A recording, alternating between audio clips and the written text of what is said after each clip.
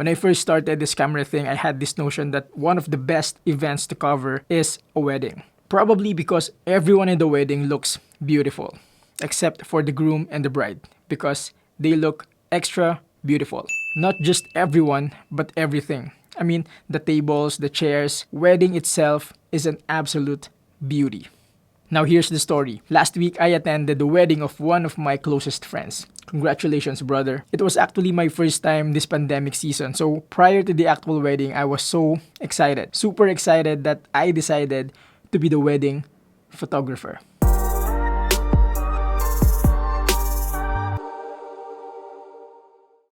Before I start, I'd like to officially welcome you to my channel. Thank you for making it past the intro. If you are into gadgets, cameras, technologies, and all that good stuff, consider subscribing and hitting that notification bell if you haven't yet. In that case, you won't miss out on anything from this channel. Going back, I went to the wedding bringing only my Sony A6400, my only camera, and the Viltrox 85mm f1.8 Mark II. Yup, no ND filters, no extra batteries, no other accessories. But the real challenge was this. I wasn't the official photographer. Meaning, I didn't have the license to be moving all around the place. I didn't have the guts and the right to ask people to do this and to do that, etc. However, for the sake of experience, I proceeded anyway. Before I show you the outputs, a little disclaimer. It was my first time and I am not a professional photographer. So if you've been shooting weddings for the longest time and you're watching this video, forgive my shortcomings. That being said, here are the best shots out of the 474 clicks I took.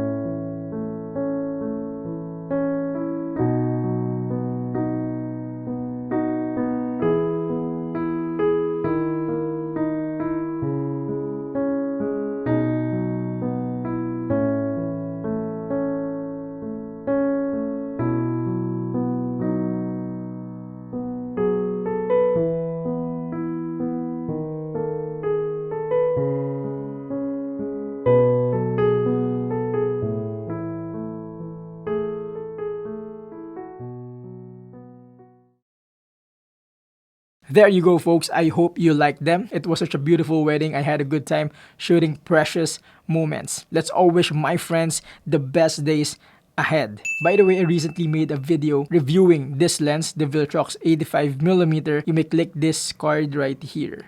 Yep. Yeah, there. Yeah. Okay. Alright. Before I close, let's do a quick question and answer portion. Question number 1. How did you manage the exposure given that you had no ND filter? Well, the key factor was the shutter speed. It was fixed at 1/4000 the entire daytime. As for the aperture, to get the creamy bokeh effect, it was at f1.8 the whole time. ISO was at 500. That was the lowest possible for this picture profile.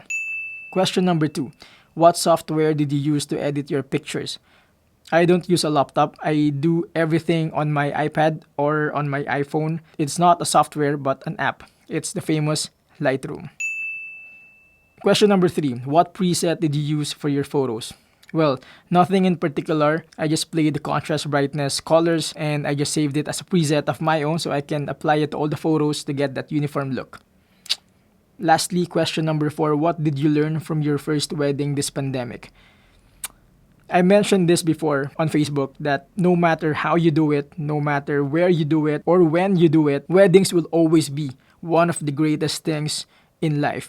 Alright, that's it. If you have more questions, feel free to comment it down below. I'd love to answer them. And if you want, we can also connect on Facebook or on Instagram. Nonetheless, if you enjoyed this video, please do like and subscribe to my channel for more not super technical, but rather practical approach to gadgets and technologies. Until then, thank you for watching.